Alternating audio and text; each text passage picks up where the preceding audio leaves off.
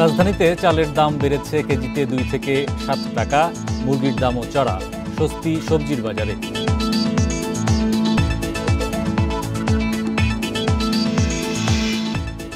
গত বছর বিদেশি বিনিয়োগ কমেছে 13%, এসেছে $127 কোটি। ব্যবসার পরিবেশ উন্নয়ন ও নীতির ধারাবাহিকতায় জোর।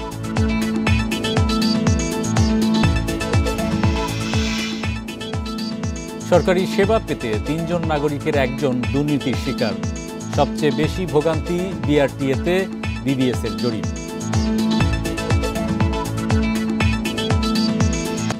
আমন্ত্রণ অর্থনীতি সারাদিনে, আপনাদের সাথে আছে আমি হরি সাহা। শুনছিলেন শিরোনাম, এবার জানাবো বিস্তারিত।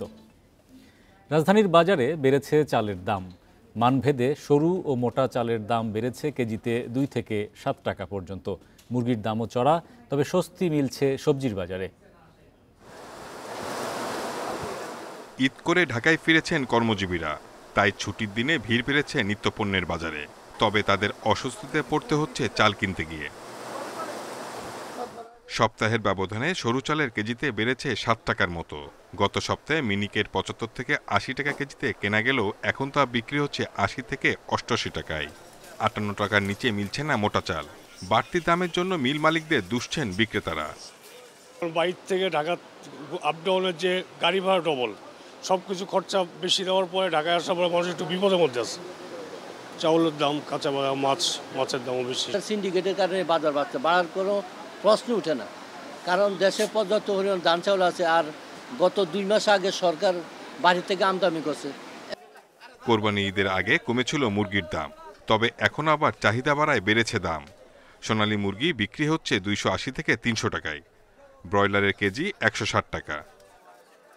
তো নজরদারি সব দিকেই করা উচিত, কিন্তু কত দিকে করবো? আমি নজরদারি করে গেলাম এর দিক দিয়া, পরে আবার ওদিক দিয়ে বাড়াই দিল, তাহলে এর পিছনে থাকতে হবে। সরবরাহ ভালো থাকায় বাজারে সবজির দাম নাগালের মধ্যেই আছে। বেগুন, করলা, পটল সহ বেশিরভাগ সবজি কেনা যাচ্ছে গড়ে 50 টাকা কেজিতে। তবে কেজিতে 5 টাকা বেড়ে আলু বিক্রি হচ্ছে 25 টাকা কেজি দরে। Shahid Ahmed, independent news, Dhaka. সরকারি সেবা নেওয়ার ক্ষেত্রে দুর্নীতির শিকার হয়েছেন দেশের 3 জন নাগরিকের 1 জন। বৃহস্পতিবার বাংলাদেশ পরিসংখ্যান ব্যুরো বিবিএস প্রকাশিত এক জরিপে এমন তথ্য উঠে এসেছে। নারীদের চেয়ে পুরুষরাই বেশি দুর্নীতির মুখোমুখি হয়েছেন। 38.62% পুরুষ এবং 22.71% নারী সরকারি সেবা পেতে গিয়ে দুর্নীতির শিকার হয়েছেন। বিবিএস জানিয়েছে, সরকারি সেবাদানকারী প্রতিষ্ঠানগুলোতে সবচেয়ে বেশি ঘুষ দুর্নীতির শিকার হতে হয় বিআরটিএতে, যেখানে সেবা নিতে গিয়ে 63.29% মানুষ দুর্নীতির শিকার হয়েছেন। এছাড়া আইন প্রয়োগকারী সংস্থা, পাসপোর্ট অফিস, ভূমি রেজিস্ট্রি অফিসও ঘুষ দুর্নীতিতে শীর্ষে রয়েছে। জরিপ বলছে, সরকারি অফিসে সেবাদান প্রক্রিয়া, সম আচরণ ও সময় মতো সেবাদানের সন্তুষ্টির হার বেশ কম। সংশ্লিষ্টরা বলছেন, জরিপের ফলাফল বাস্তবতার প্রতিফলন।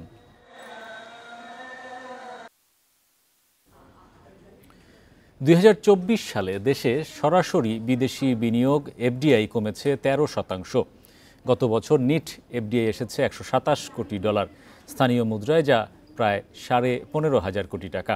ফরেন ইনভেস্টর্স চেম্বার বলছে, নীতির ধারাবাহিকতা, বিশ্বাসযোগ্যতা ও ব্যবসার পরিবেশ সূচকে বাংলাদেশ পিছিয়ে আছে। বিদেশি বিনিয়োগ বাড়াতে এসব জায়গায় উন্নতির পাশাপাশি দেশের শক্তিশালী ব্র্যান্ডিংয়ের তাগিদ সংগঠনটির। বাংলাদেশের মতো উন্নয়নশীল দেশের অর্থনৈতিক প্রবৃদ্ধি ও কর্মসংস্থানে বিদেশি বিনিয়োগ খুবই গুরুত্বপূর্ণ, কিন্তু ঐতিহাসিকভাবেই এমন বিনিয়োগ আকর্ষণে পিছিয়ে রয়েছে দেশ। 2024 সালে সরাসরি বিদেশি বিনিয়োগ এসেছে মাত্র $127 কোটি, যা 2023 সালে ছিল $146 কোটি 40 লাখ।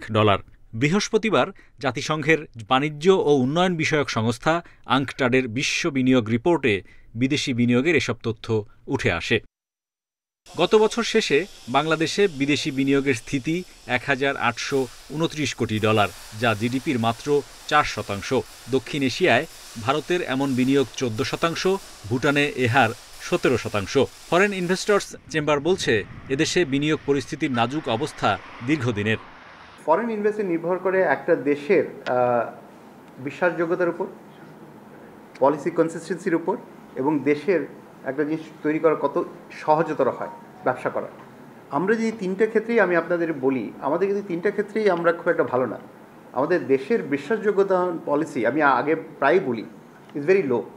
গেল বছর বিদেশি বিনিয়োগকারীদের নতুন প্রকল্পে বিনিয়োগে ঘোষিত অর্থের পরিমাণও কমে দাঁড়িয়েছে $175 কোটি, যা 2023 সালে ছিল $270 কোটি। এমন ঘোষণা ভবিষ্যতের প্রকৃত বিনিয়োগের আভাস দেয়। তবে বিনিয়োগকারীরা বলছেন অন্তর্বর্তী সরকার বেশ কিছু ইতিবাচক পদক্ষেপ নিচ্ছে, যার সুফল মিলবে ভবিষ্যতে। একটা বড় কাজ করতে হবে যে আমাদের দেশের এই ব্র্যান্ডিংটা বাড়াতে হবে টু স্টার্ট উইথ। সো আমাদের এফডিআই ইস্যু কিন্তু is a long term issue. হ্যাঁ, যে বাংলাদেশ প্রেফারেবল ডেস্টিনেশন, সেটা আমাদেরকে পিচ করতে হবে, সেল করতে হবে, এবং এটা will take a lot more time. বিদেশি বিনিয়োগ বৃদ্ধির জন্য দেশের আইন শৃঙ্খলা পরিস্থিতির উন্নতি, সচল অর্থনীতি ও রাজনৈতিক স্থিতিশীলতাও জরুরি বলে মনে করেন সংশ্লিষ্টরা। Hari Saha, independent news, Dhaka. এ বিষয়ে বিস্তারিত আলোচনায় আমাদের সঙ্গে যুক্ত হচ্ছেন বেসরকারি গবেষণা সংস্থা বাংলাদেশ পলিসি এক্সচেঞ্জের চেয়ারম্যান জনাব এম মাসরুর রিয়াজ। জনাব রিয়াজ, আপনাকে স্বাগত জানাচ্ছি। আমরা গত 10-15 বছর ধরে দেখে এসেছি যে বিদেশি বিনিয়োগ বাড়ানোর জন্য নানা রকম রোড শো, বিভিন্ন সম্মেলন বা অনেক নতুন নতুন সেবা সংযোজনের ঘোষণা আমরা দেখতে পেয়েছি, কিন্তু বাস্তবে আসলে কতটুকু সেগুলো কাজে এসেছে এবং প্রকৃত অর্থে আমরা যেটা দেখতে পাচ্ছি যে বিনিয়োগ কিন্তু কমছে, মূল সমস্যা কোথায়? ধন্যবাদ। দেখেন, এইবার কালকে আংটাডের যে গ্লোবাল রিপোর্টটা বেরিয়েছে সেই জায়গায় দেখা যাচ্ছে বাংলাদেশ কনজিকিউটিভলি পরপর 4 বছর ধারাবাহিকভাবে এফডিআই কমছে। সেইখানে এইবারে বাংলাদেশের কমার যে পরিমাণটা 13%, এইটা আমাদের ভারতেও কমেছে কিন্তু 2%, এশিয়াতে কিছুটা কমেছে। আর গ্লোবালের নেট এফডিআই, যেটা আমরা নেট এফডিআই যদি ধরি গ্লোবালে, সেটাও কমেছে, কিন্তু সেগুলোর কমার যে রেট তার চেয়ে বাংলাদেশের ড্রপটা আরও বেশি। তো সেটা একটু আমি মনে করি অ্যালার্মিং। আর আরও বেশি অ্যালার্মিং হলো গ্রিনফিল্ড ইনভেস্টমেন্ট, যেটা সত্যিকার অর্থে প্রকৃত এফডিআই বলা হয় বা নেট ইনভেস্টমেন্ট বলা হয়, সেইটা কিন্তু এবার ড্রপ করেছে 35%, মানে 2024 ক্যালেন্ডার ইয়ার, আগামী ভবিষ্যতের বিনিয়োগ প্রতিশ্রুতি যেটা। সুতরাং এখন জি ভবিষ্যতে, কারণ এটা একেবারে নেট বেনিফিটটা বাংলাদেশ বা যেই দেশে আসে সেই দেশ পায়, সেই জায়গায় কিন্তু ড্রপ আরও বেশি, মানে ওভারঅল 13%, কিন্তু নেট এফডিআই, গ্রিনফিল্ড এফডিআইতে 35%। এটা খুবই অ্যালার্মিং। তো কেন বাড়ছে না? আপনি বললেন যে অনেক ইভেন্ট হচ্ছে, অনেক ধরনের অনুষ্ঠান হচ্ছে, কিছু সেবা। এখন দেখেন, সেটা হলো যে আপনি যদি সামগ্রিক অবস্থাটা অ্যাসেস না করেন এবং সামগ্রিক অবস্থায় কোথায় দুর্বলতা আছে, সেই দুর্বলতাগুলো ঠিক করার জন্য সমন্বিত, টাইম বাউন্ড, ভেরি ফোকাসড, আমরা যেটাকে রিফর্ম মেজার্স বলি, সেগুলো না নিয়ে আমরা যদি শুধুমাত্র ইভেন্ট করি বা আমরা যদি শুধু সার্ভিস ইমপ্রুভ করি, তাহলে ওই অন্ধকারে ঢিল ছোড়ার মতো হয়ে যাচ্ছে। আমি মনে করি কয়েকটা জায়গায় প্রাথমিকভাবে প্রবলেম, মানে বাংলাদেশের ফান্ডামেন্টাল ইস্যুসগুলা।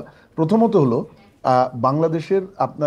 বাংলাদেশের কিন্তু কোনো বিনিয়োগ নীতি নেই, ইনভেস্টমেন্ট পলিসি বলে বাংলাদেশের কিছু নাই। এখানে একমাত্র এফডিআই এর জন্য ডিরেক্ট রেলেভেন্ট লটা 1980 সালের ফিপা, সেই সময়ের থেকে পুরো পৃথিবী এবং বাংলাদেশ তার অর্থনৈতিক প্রেক্ষাপট, বিনিয়োগের প্রেক্ষাপট চেঞ্জ হয়ে গেছে। সো ইনভেস্টমেন্ট পলিসি না থাকায় আমাদের বিনিয়োগের জন্য কোনো কৌশল এবং ওভারঅল যে আমাদের অর্থনৈতিক যে প্রবৃদ্ধির কৌশল বা নীতি, সেটার সাথে লিঙ্কেজগুলো মিসিং, এক নাম্বার। দ্বিতীয় হলো আমাদের বিনিয়োগ পরিবেশ, সেখানে সেটা ইমপ্রুভমেন্টের কিছু ছড়ানো ছিটানো এফোর্ট হয়েছে গত 20 বছর বা 25 বছরে, কিন্তু এগুলো একেবারেই আইসোলেটেড এবং ছোট ছোট, যার কারণে এগুলোর থেকে আমরা কোনো বেনিফিট পাচ্ছি না। কারণ ইনভেস্টমেন্ট ক্লাইমেট একটা মানে এটা অনেক কিছুর, অনেক ধরনের পলিসি, অনেক থিমেটিক এরিয়া, অনেক রেগুলেশন, এগুলোর সমারোহে ইনভেস্টমেন্ট ক্লাইমেট হয়। সুতরাং আমাদেরকে এখানে একটা হোলিস্টিক মাস্টার অ্যাসেসমেন্ট এবং তার ভিত্তিতে মাস্টার প্ল্যান প্রয়োজন ছিল, সেটা আমাদের নাই, যেটা ভিয়েতনামের আছে, যেটা থাইল্যান্ড ফলো করে, মালয়েশিয়া ফলো করে, উন্নত দেশগুলো তো আছেই। তো আর তারপর হলো আমাদের এই নীতি কাঠামোর মধ্যে অনেক ধরনের আইন আছে, যেগুলো কিছু আছে অনেক পুরনো, এগুলো বর্তমান বাস্তবতায় কাজ করছে না, আর কিছু আছে আইন ভালো বা রেগুলেশন ভালো, কিন্তু সেগুলোর ইমপ্লিমেন্টেশন বাস্তবায়নের ক্ষেত্রে বা রেগুলেটরি সার্ভিস ডেলিভারির ক্ষেত্রে সেখানে ইদার রেড টেপস অথবা করাপশন অথবা non transparency, human to human contacts, ডিজিটালাইজেশনের অভাব, এই জিনিসগুলো এসে এফেক্ট করছে। আর এর সাথে আরেকটা চতুর্থ বিষয় আমি যেটা বলবো সেটা হলো আমাদের বিনিয়োগটা আসে কিন্তু কোনো না কোনো সেক্টরে। খেয়াল করেন, বিনিয়োগ জেনারেল আসে না, it's not a budget support যে একটা থোক বরাদ্দর মতো আসলো, এটা কোনো একটা খাতে কোনো একটা প্রোডাক্টে আসে, রাইট? আমাদের বিনিয়োগ এনে অ্যাঙ্কর করার মতো এনাফ কম্পিটিটিভ সেক্টর নেই। যে এক্সপোর্টের জন্য সবেধন নীলমণি রেডিমেড গার্মেন্টস, তার সাথে ছোটোখাটো লেদার অ্যান্ড ফুটওয়্যার আছে, অ্যাগ্রো প্রসেসিং 1 বিলিয়নের মতো হয়, আইটি এখনও 1 বিলিয়ন পার হয় না, যার আর ডোমেস্টিকে ধরেন আর 3-4টা হয়তো কনজামশন ওরিয়েন্টেড সেক্টর আছে, বাট দ্যাটস অ্যাবাউট ইট। তো আমি যদি এনাফ কম্পিটিটিভ সেক্টর না থাকে, আমি অ্যাপিল করব কিভাবে ফরেন ইনভেস্টর যাকে নিয়ে আসবো?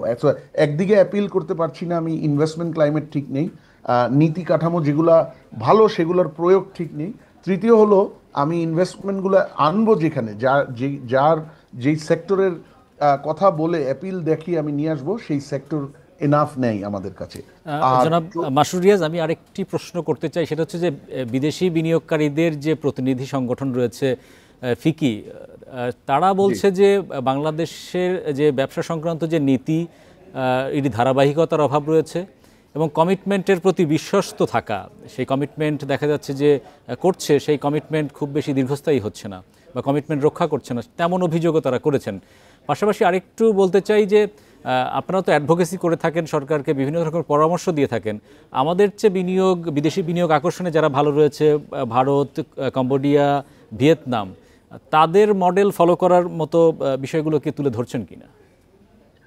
প্রেডিক্টেবিলিটি তো ইজ বিগ প্রবলেম, কোনো সন্দেহ নাই। ওই যে বিনিয়োগ পরিবেশে আমি বলছিলাম যে নীতি কাঠামোর প্রয়োগে সমস্যা আছে, ওইটার সাথেই প্রেডিক্টেবিলিটিটা লিঙ্কড।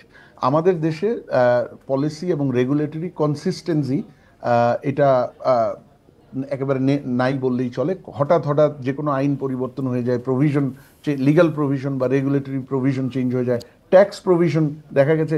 আপনারা হয়তো মনে আছে এই বছর জানুয়ারিতে কয়েকটা সেক্টরে বছরের মাঝখানে, মানে অর্থ বছরের মাঝখানে ভ্যাট বাড়িয়ে দেওয়া হয়েছিল, যার ফলে food processing sector, agro business sector, তারা একেবারে মাথায় হাত দেওয়ার মতো তখন প্রচুর হইচই হয়েছিল। জানুয়ারি মাসের কথা বলছি আমি, 5 মাস আগে।